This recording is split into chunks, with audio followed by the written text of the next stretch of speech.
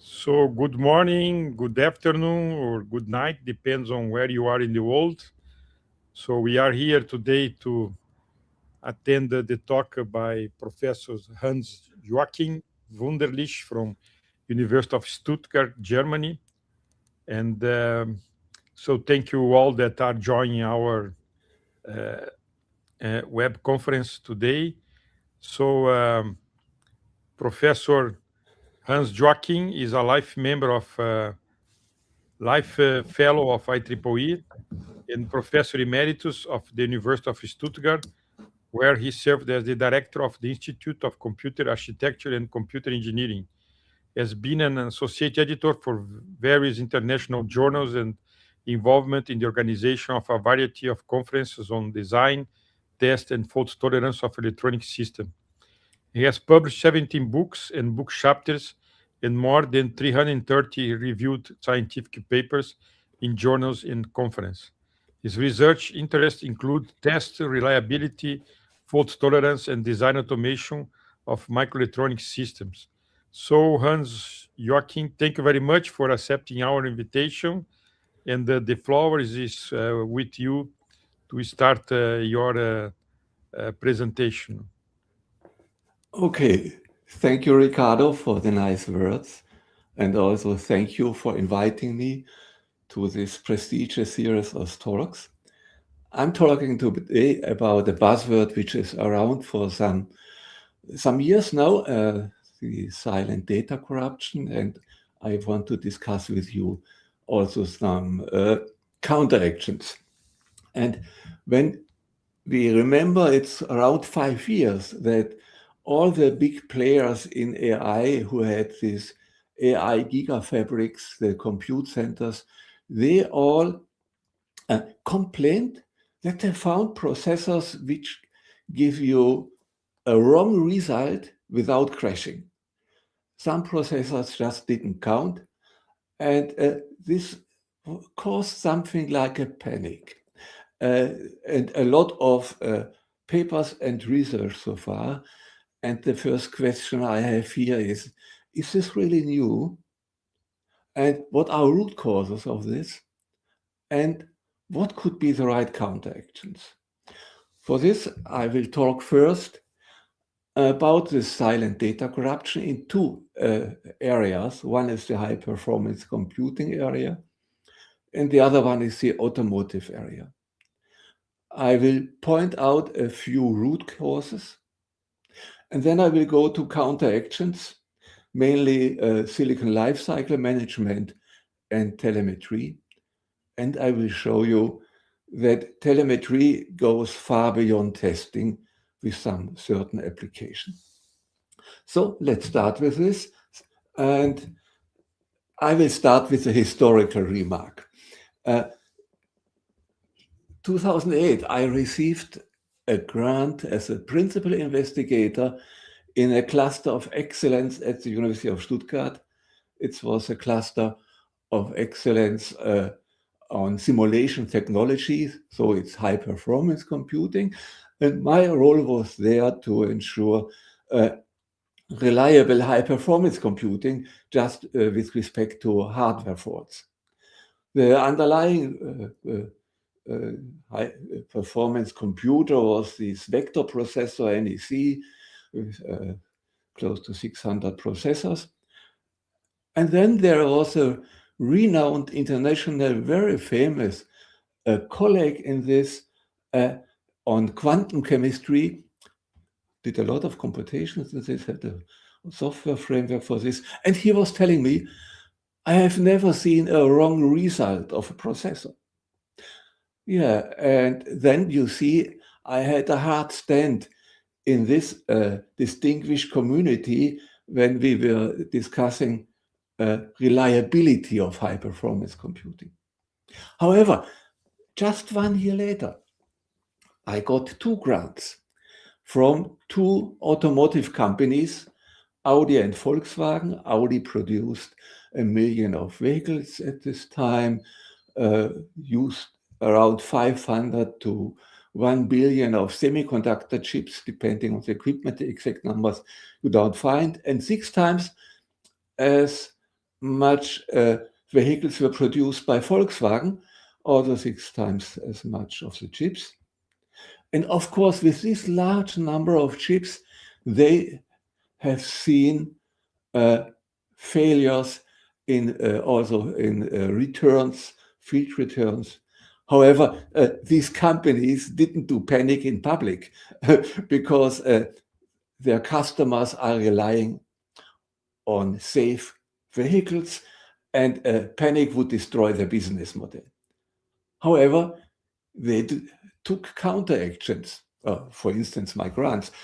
But in fact, the counteractions were reliable standards and best practice, going towards the zero ppm policy, at least with respect to fault model.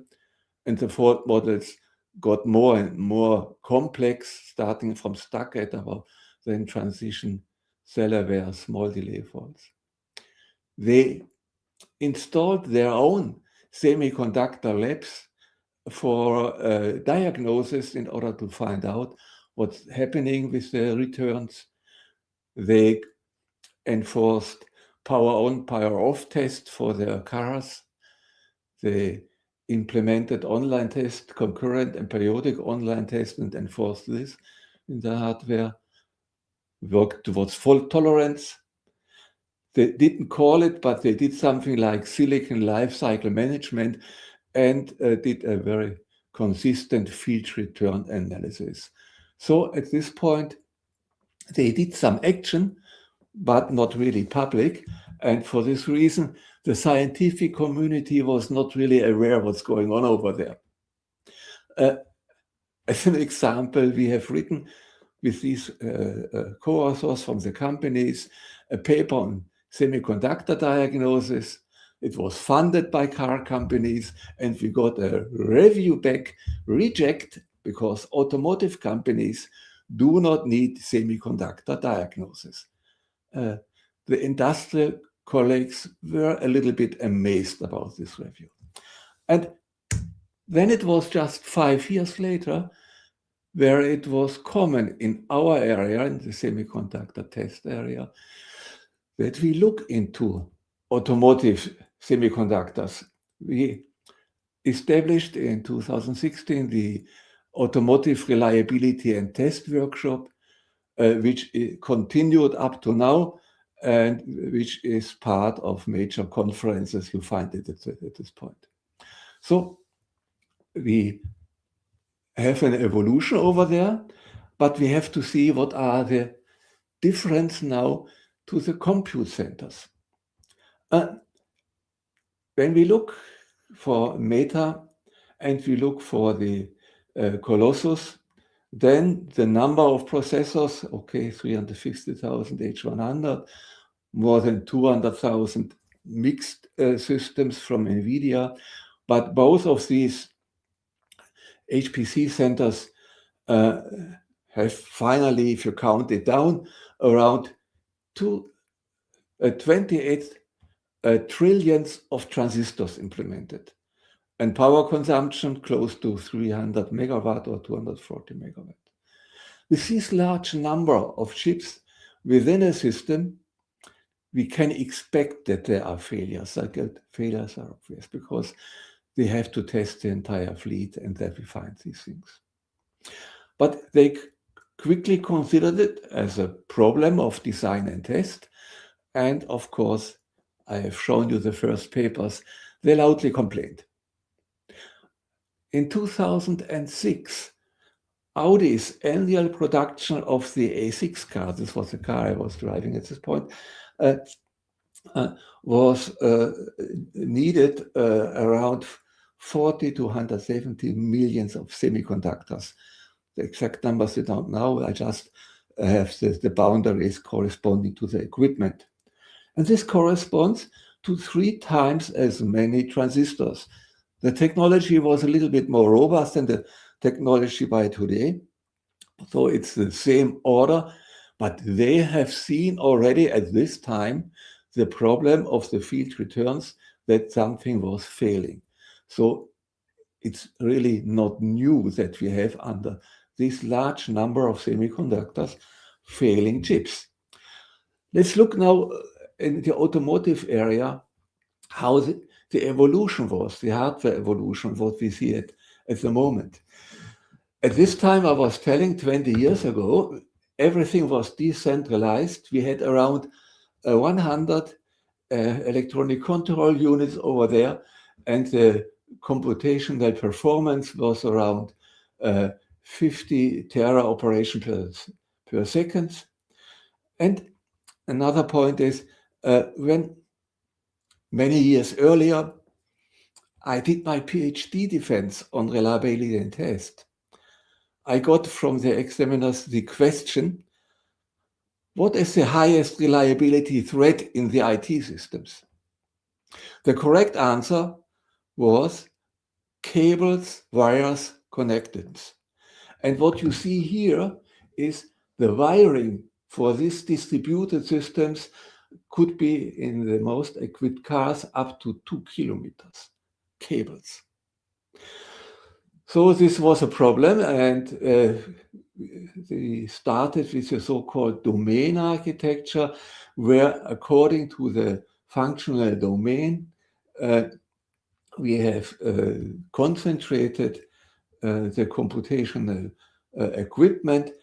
This needs less control units, but this also needs around 50 tera operations per second, but wiring went down to 1.5 kilometer. It's the highest number what we have so far.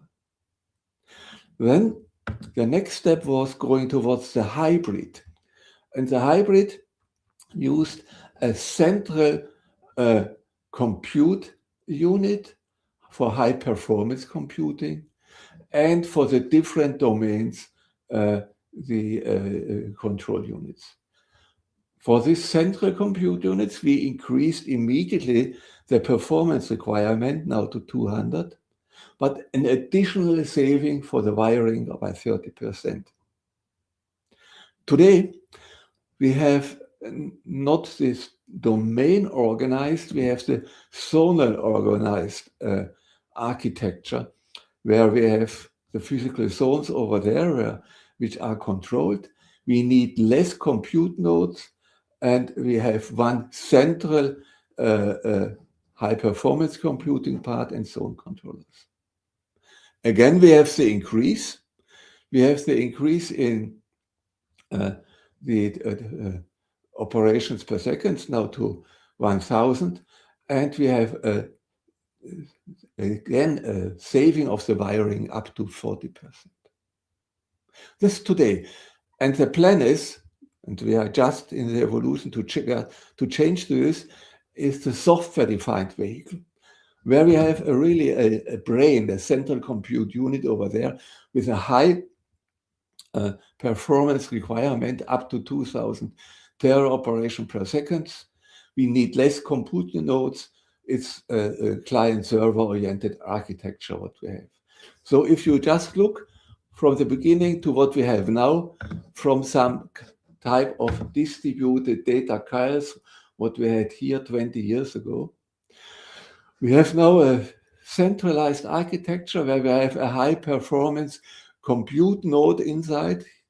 Here in the Chinese market available NVIDIA Drive AGX Thor so far for having this centralized architecture. And all the companies are going in this direction. They are now AI gigafactories and high performance centers on wheels. The Thor node from NVIDIA, you see here a picture of them, is first implemented and on the Chinese market from Geely with this Link high-end flagship SUV, but it's now also for a medium car, again from Geely, the CE Car 100, and it's now also in the Western Hemisphere available in the same way as the NVIDIA node is available just now. When I was in Florianopolis at last month's LATS, I saw the marketing of this C carrier 001, which has this thrower inside. All the companies are doing this at this point, and the companies are relying on this AI and high performance computing. But if they are doing this, we have a change in the safety paradigms. When we looked what happened 15 years ago, 20 years ago, we looked for perfection of the system. We looked into design time perfection, which means that we did formal verification and want to be sure there is no design bug inside. And we looked for perfection after testing, manufacturing, and then testing to cover all the stuck-at faults earlier, then later all the transition faults and so on. This perfection is not available if you do AI. AI, per definition, makes some errors. And today we are moving towards risk control in a well-defined operational domain. We have a certain area for the operations, and we make sure by supervising this, by having additional control to this, by supervising this, that the risk is under control, that nothing dangerous will happen. This is a different paradigm, and the standards follow these different paradigms. 15 years ago, we had this 26.2 for functional safety, where we assumed white box systems, and we tried to make sure to detect all the faults in the system. Now, for the road vehicles, we look for the safety of the intended functionality. This is risk control of a system. Either we know it at the white system, but also a gray box system where we just know the architecture. And if we look now into AI and self-driving cars, and based on AI, based on detection of the environment, based on doing the right decision of level 4 and level 5 finally, then we need risk control of machine learning based systems. We have black box systems, and we just want to avoid that there are dangerous situations. But this is not an argument that we do not need the test at the lower levels if we look at high level risk control. The argument is that we want to test as early as possible and at the lowest level. We want to find out what's going on with the material. We want to have the parametric tests so far. We want to test the logic structure. And what we don't find here, we want to cover at the functional test. What we don't find here, we want to cover at system level test. So we do it in a way which is also economically feasible instead of the 100%. But we do it in a way of risk control. And which means, and this is directly related, that we want to do it in the design cycle as early as possible. For wafer sort, we want to find out as much as possible parametric test, structural test, functional test, and software-based self-test, the system-level test. And at this point, we want to find out as early as possible these faults. However, there are problems you have seen so far. We don't catch everything for high-performance computing at this point. And for this reason, let me come now to the second part for discussing the root causes of this. The root causes are mainly, we have hidden faults and test escapes.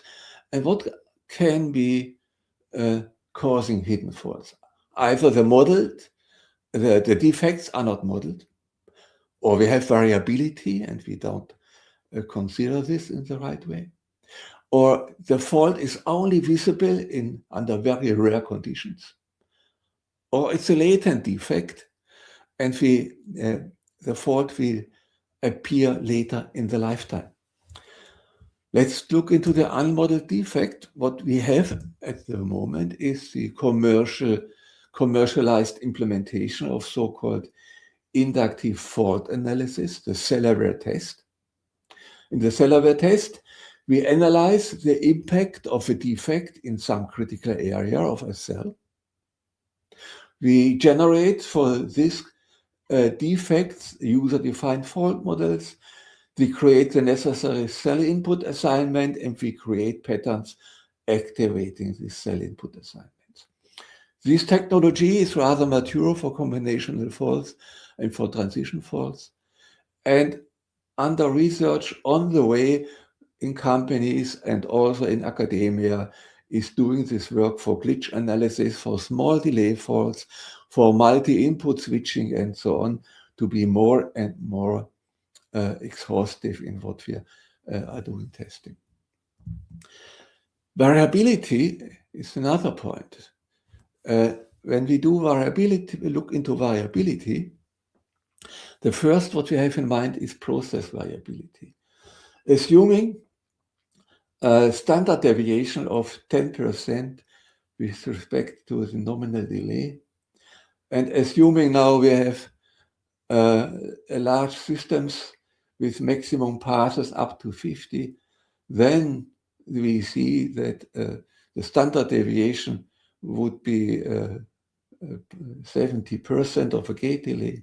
But since we have billions of gates now in our systems, we have an exponential number of passes. The requirement is the circuit has to work in a 6 sigma p interval. And even if the circuit has to work in this interval, outliers are still possible. There are still circuits, hopefully covered by something which is very expensive, path delay fault testing. There are still outliers, and they may be found at higher levels, as I just mentioned.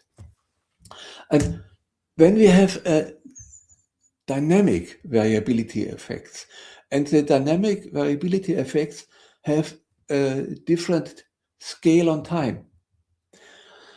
Residual source and drain change inside the cell, okay, is in the area of a few picoseconds, slowing down the cell. Line-to-line coupling varies 1 order of magnitude difference, so it takes longer time till we see it.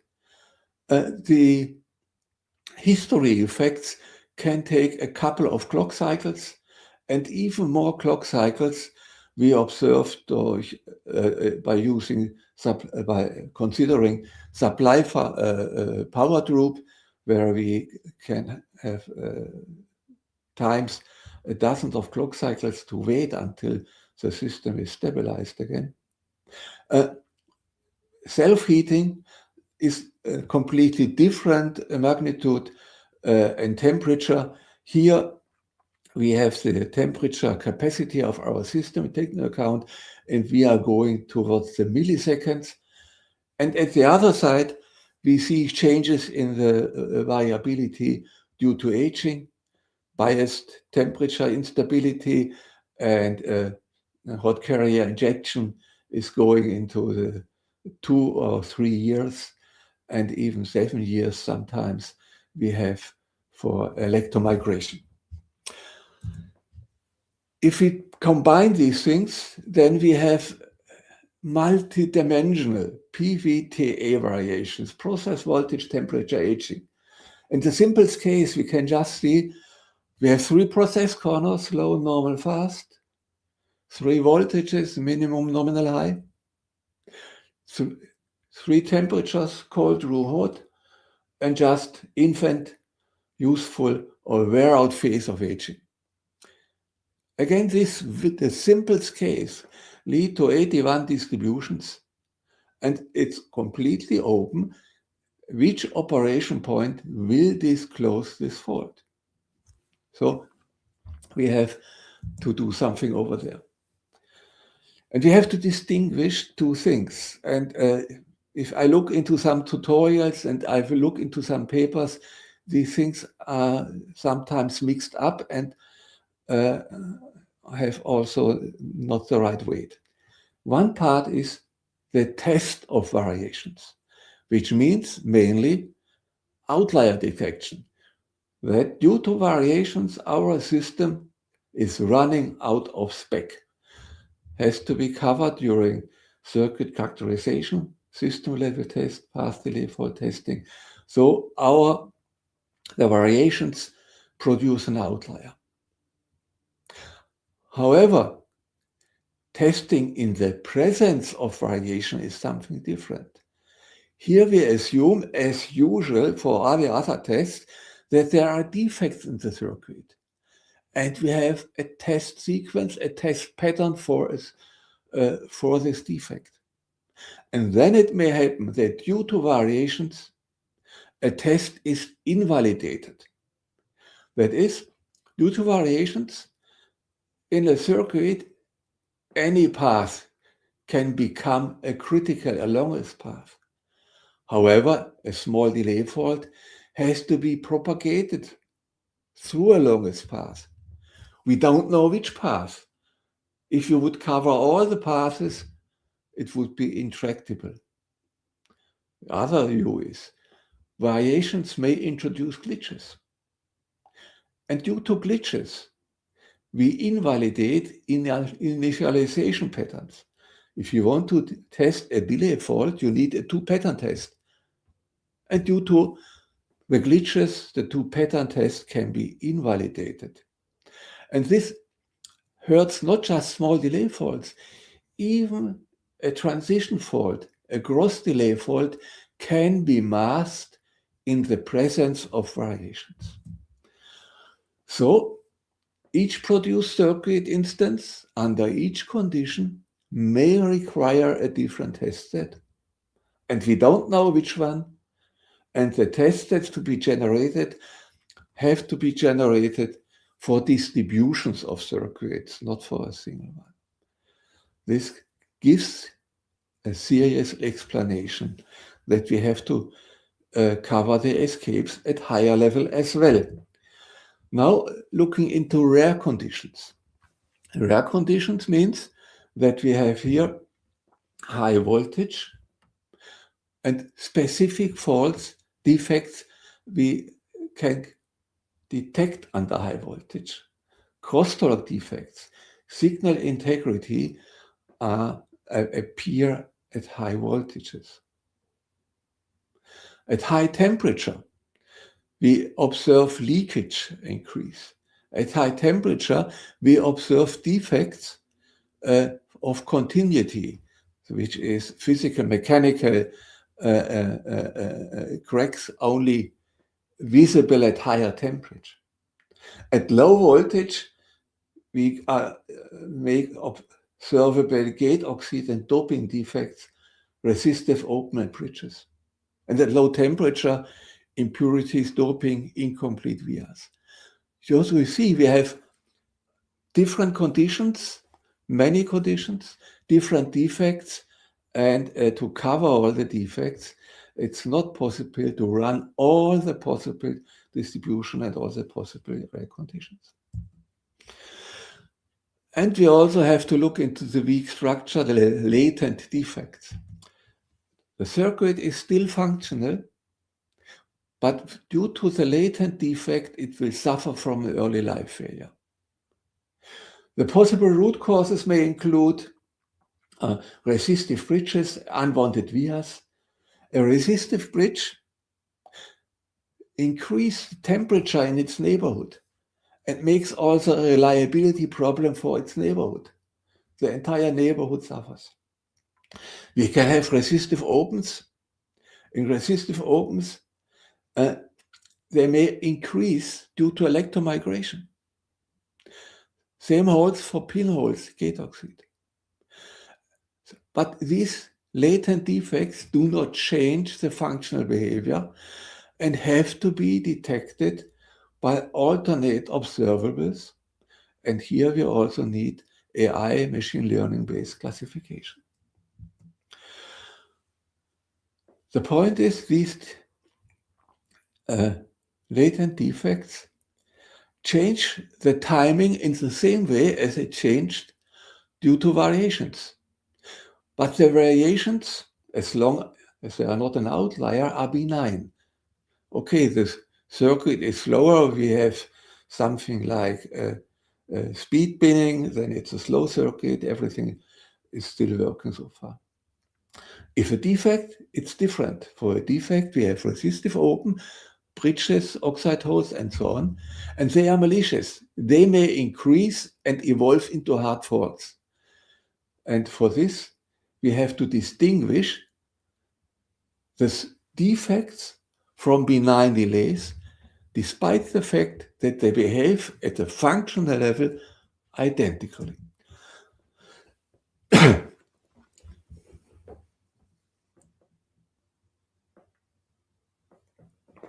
Let me come now to the third part of this talk. The third part is looking into the counteractions, what we have to observe.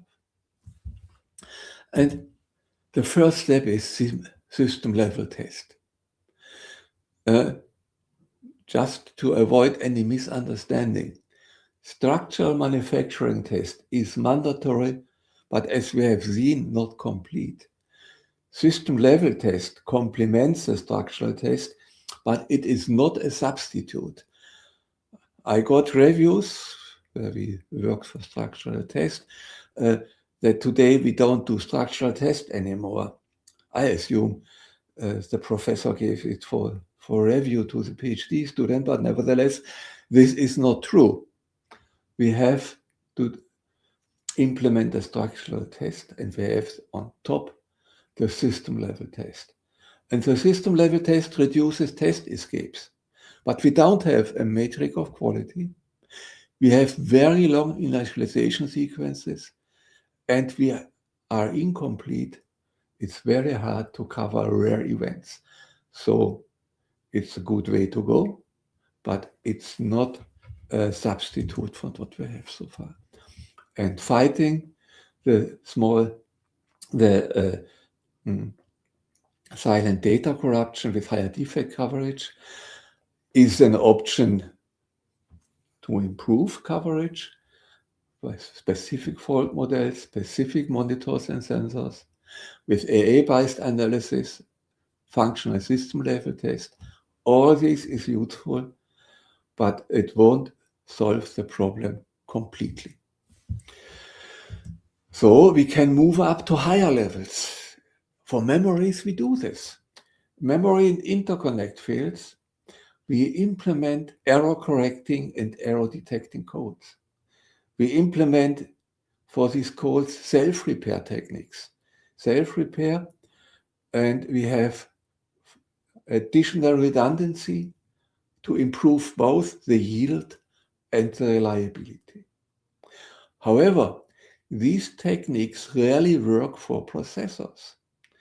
If we protect data by error correcting and detecting codes, we may just protect erroneous data because we now don't know what is the correct and the wrong one. Instead, we go to a higher level at the algorithm-based fault tolerance level. We have options to do so.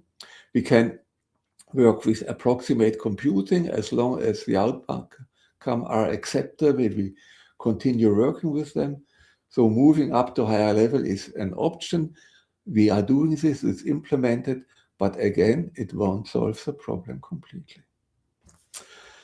So we look into the entire life cycle of the circuit, and we do something, I was just mentioning it for the automotive, like silicon life cycle management.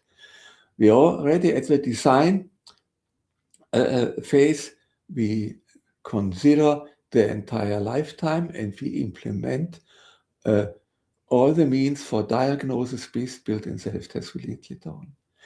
These means are already used, and we can also take the big data and the data from this for ramp up, for improving the yield, and also for testing over there. And the same holds in production. But then we collect the data not just in the manufacturing test, we collect the data also in field by having telemetry, which can be used in field as well. This is the standard view of silicon lifecycle management. You see similar marketing slides from different companies at the moment. And the concentration here is what's going on at runtime, where we use on-chip monitoring infrastructure, which is called at this point the telemetry. Temperature sensors are part of this, voltage sensors, process monitors. All the data collection during operation are done there for timing monitors.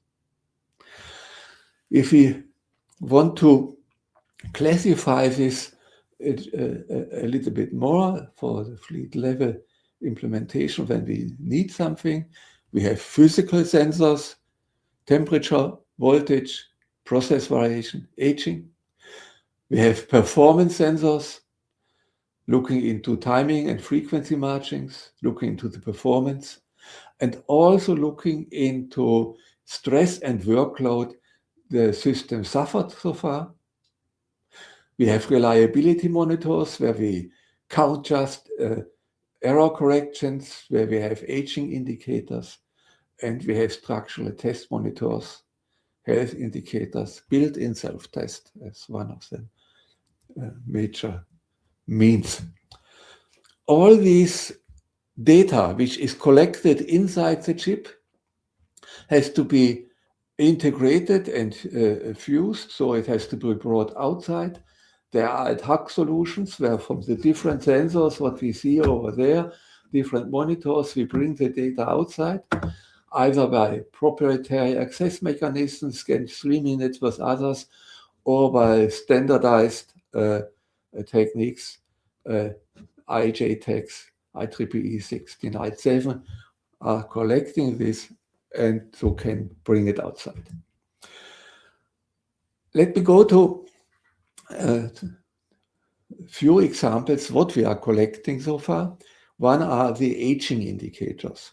Aging effects could be, for instance, BTI and HCI, the bias temperature instability, hot carrier injection, and they cause a shift of the parameter, mainly the threshold voltage, and you observe, based on this, an increased delay of a critical path and frequency degradation. This is what you observe. And when you observe this, you have to measure. However, the different aging mechanisms behave differently. NBTI and BTI and HCI smoothly delay and minder the performance of our circuit. It is a smooth development. Time dielectric breakout, okay, suffers from some stress, and then rather suddenly it fails. Same holds for electromigration and stress so far. Okay, we take this into account, but suddenly we have a rather steep increase of the delay and the failing system.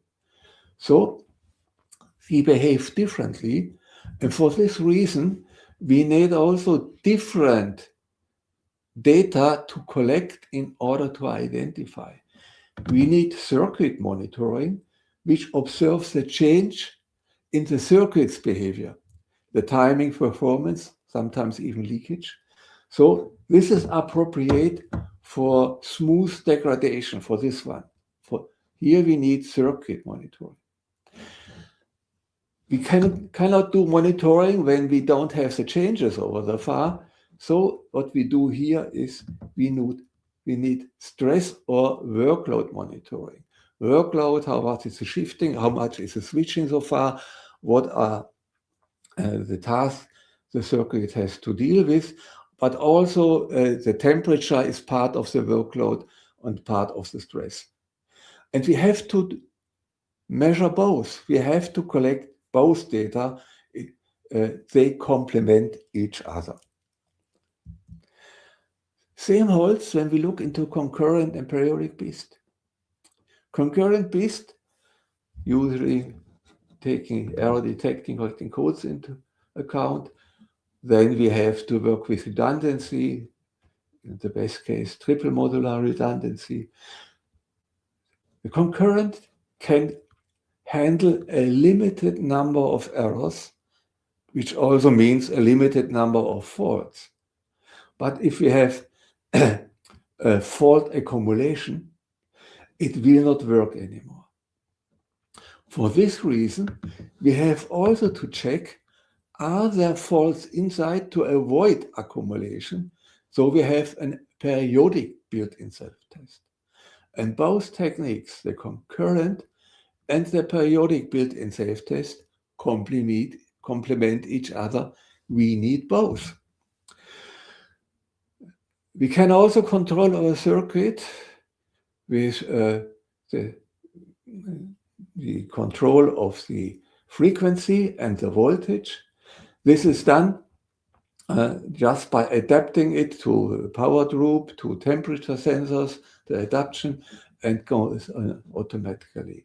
This is something we can also use later on for detecting faults and for observing faults.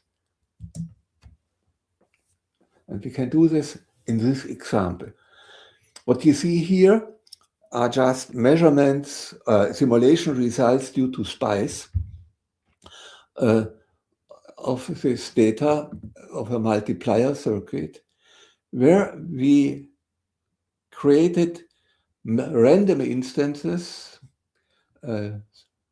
several thousand around, where we created random instances, and we also injected defects into these resistive opens.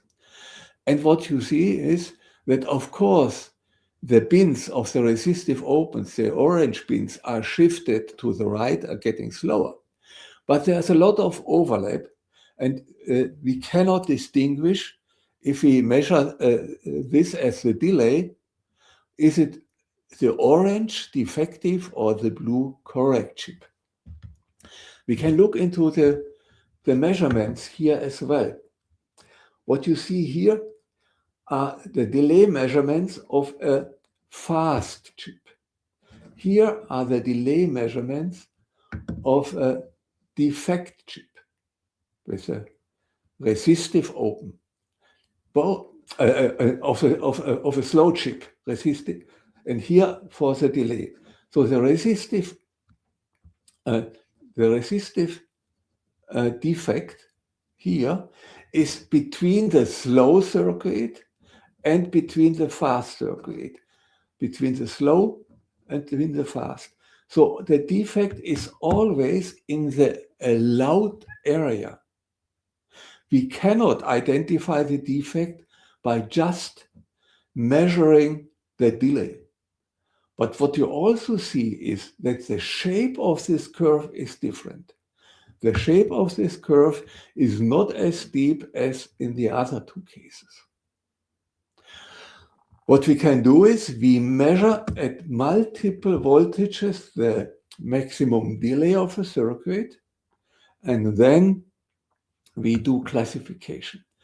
You can do this with supervised learning, or you can do this with unsupervised learning to identify there is a defect in the circuit, or the circuit is just a slow one, but it's benign.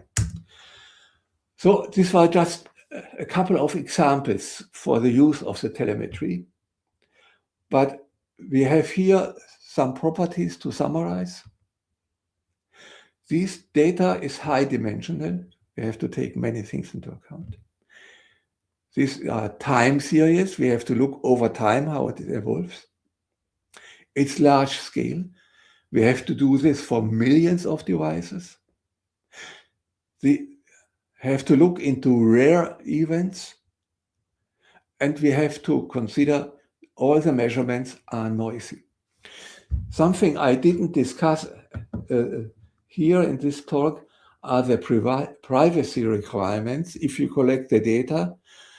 there is always also an information flow, and you want to protect the privacy of the user, the driver so far.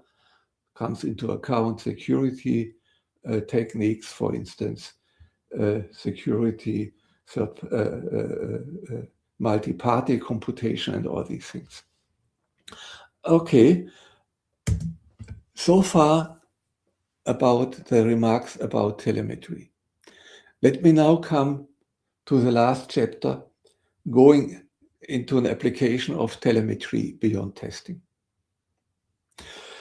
Here, I will focus on sustainable computing. Today's gigafactories consume power like a medium-sized city, and it's continuously increasing. The Meta company plans to build an AI factory in Louisiana, and the Senator Bernie Sanders is trying to prevent this. And this AI factory in Louisiana, it's the newest number what I have seen, is planned to have 3 times the power consumption of New Orleans, one factory. Okay, so we have to do something here. The underlying computing architecture is extremely parallel and composed of many identical processors, chiplets or cores. However, these are not identical due to variations. This we have learned in this talk. What we can do is, for each instance, we determine its optimal operation points by telemetry. And then this optimal operation point shows different efficiency from instance to instance. And we prioritize the use of the instances corresponding to the efficiency.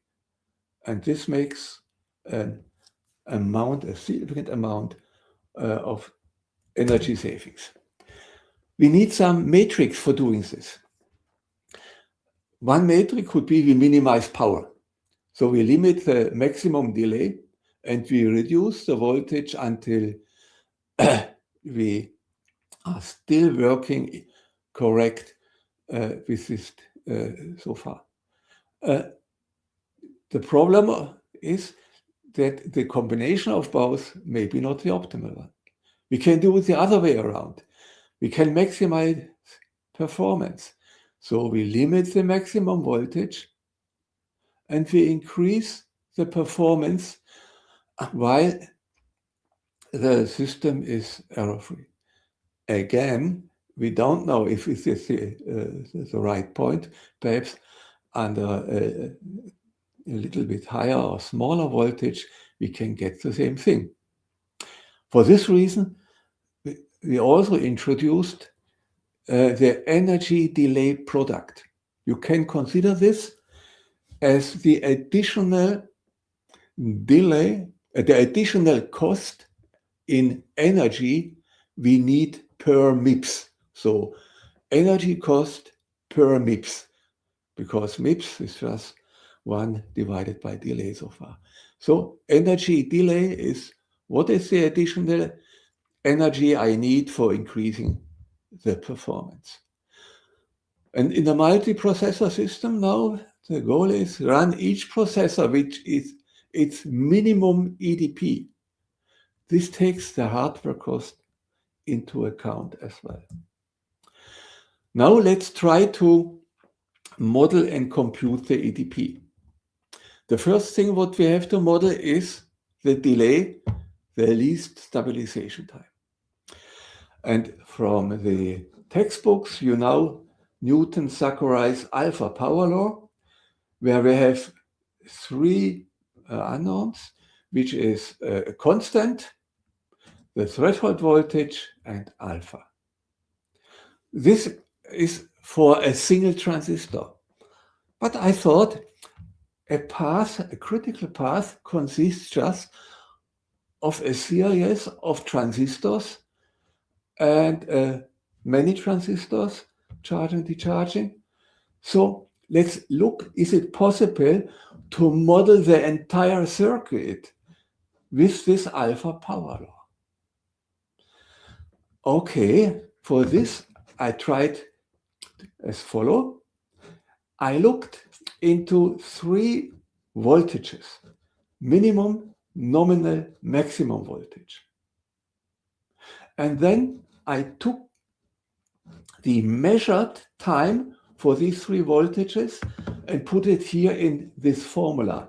I get 3 equations, and with these 3 equations, I can compute threshold voltage, the constant alpha, put it in here, and now I have a formula for all the voltages.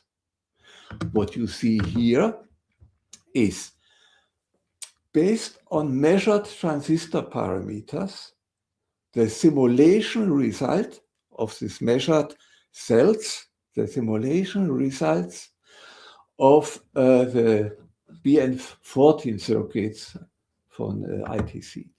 And you see these orange dots. And now I take this formula where we just use 3 measurements. And this is the blue formula. And when I saw how close this blue line matches the simulation or measured data, okay, I opened a bottle of wine. I didn't expect that it works as good as this. Fine. We have now a model for the delay for the LST. The second is we need a model for energy. In textbook we find we have the switching power, the short circuit power, the leakage power as the power formula for estimating the power. Times delay is the energy. Now we look into the textbooks, for instance, the one by Christina Meinhardt co-authored and Ricardo Reis, our chair. And in this textbook we see that several orders of magnitude, dynamic power and leakage power are different. So we only take the leakage, the switching power. And in the switching power, we have this value, but this is a constant. Activity times capacitance, it's a constant. So we take this value, and here's a constant, put it into the energy, the power times the delay, which is power divided by the frequency, gives us the constant V square.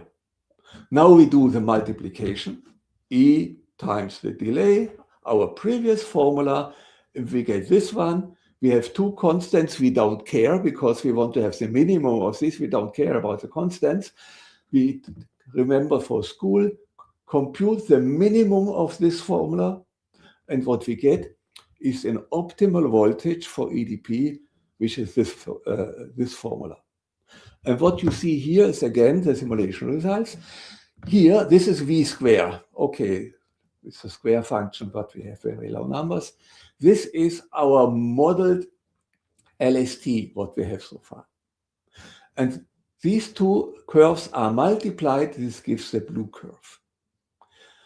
And this one is the optimal voltage.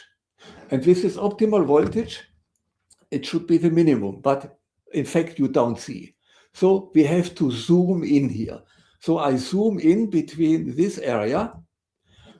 You see now we are here. You see one thing I don't like. In fact, we have larger errors if you zoom in, but this was expected. But here you see this is the optimal voltage. The optimal voltage is quite distant from the nominal voltage, what you see over there. This is for the nominal circuit. And now I do the same thing for all 250 instances we generated according to the measurement with the parameters. And what you see here is some variation of the optimal voltage and even a much higher variation of the EDP.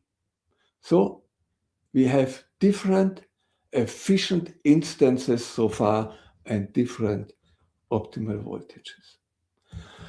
Now we can implement 4 policies for efficient computing. The 4 policies are: first, nominal voltage, nominal speed. Everything is normalized to this. That's the orange line.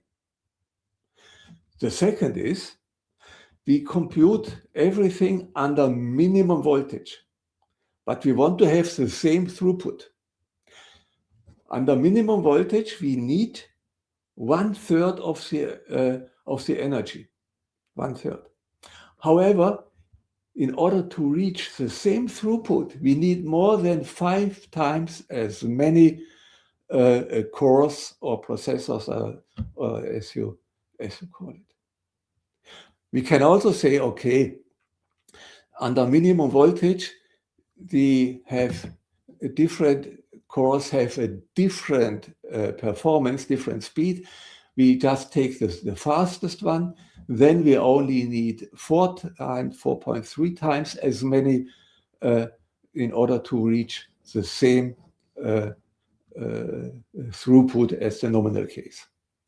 Or we can work with our EDP. With our EDP, we save 1/3 of energy, not 2/3.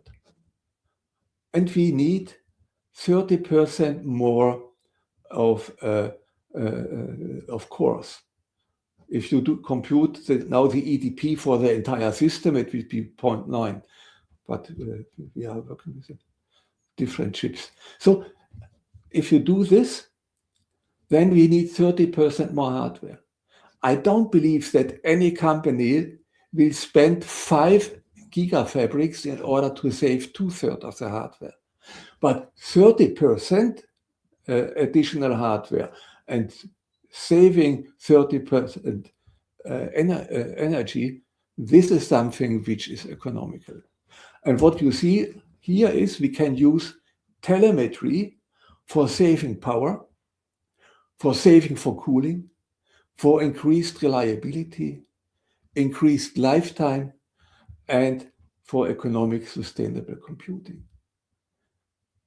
This brings me to the end.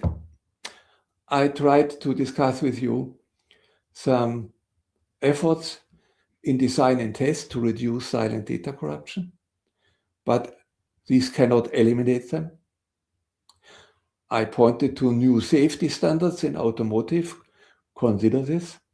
And I'm quite convinced that in high-performance computing, we'll also follow this direction to allow this. I brought in telemetry as a cornerstone for the reliable computing. We need it on chip for edge computing, for the health status, for self-awareness, for data aggregation.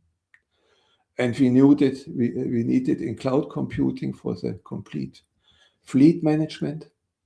And I showed you an application that telemetry is more than just testing.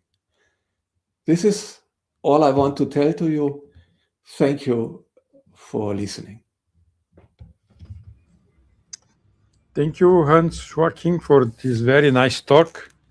So now we are open for questions. Please do your question using the YouTube chat channel. And for the moment, I see no questions yet. So please do them now. So I have one to start. One issue we have nowadays, even in chips in the ground, is the problem of the radiation effects. So you talk also about automobile, and there is a report saying that a car accident in Germany, the reason was a particle that reached the chips. So it's reported nowadays for reliability in automobile, still many chips are not using the most reduced size of transistors to have a bigger reliability. No? Can you comment in this issue?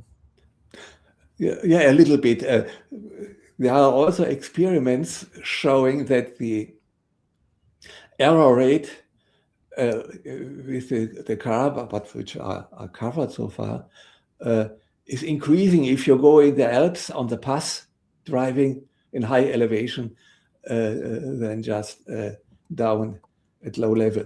So in fact, yes, you see this. And in fact, also for the single event upsets, single transient faults, these fault tolerance applications are meant for. They are meant for. However, at this point, when they have the more robust technology, not everything is covered this way. Many things are covered by having a rather mature technology. But now looking into the high performance part, what we see, this is not sufficient so far. So the fault tolerance is a part, I would say, of the entire policy of risk management. So I brought in this of risk management. The risk management is not only covering permanent faults or covering aging effects or covering defects due to latent defects. It also should also cover the single events so far. This is what I assume a way we also see when we look into space and air applications so far, that we have fault tolerance also at the highest application level what we need. Yes, so completely true. When we go into high performance computing in cars, this is a problem as well. We have to look into this. Okay, thank you very much. So we have here a question by Luis Guilherme. So how can embedded systems be designed to reliably detect silent data corruption when telemetry is limited or partially unreliable? Yeah.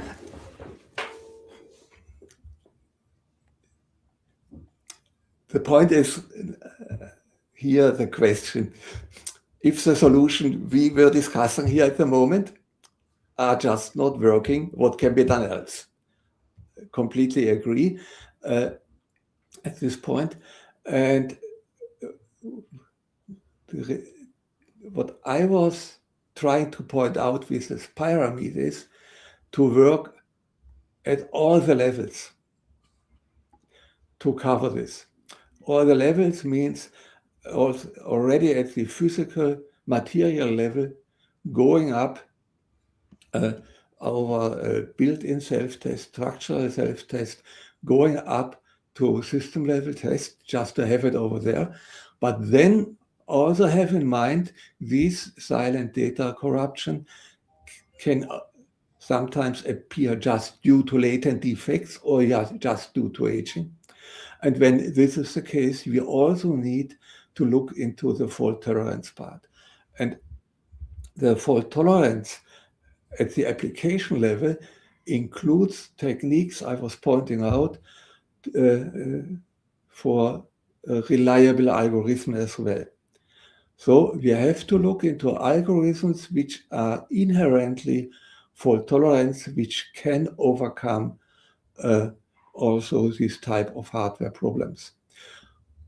The one part for machine learning, and there was it applied now rather often, is this algorithm-based fault tolerance.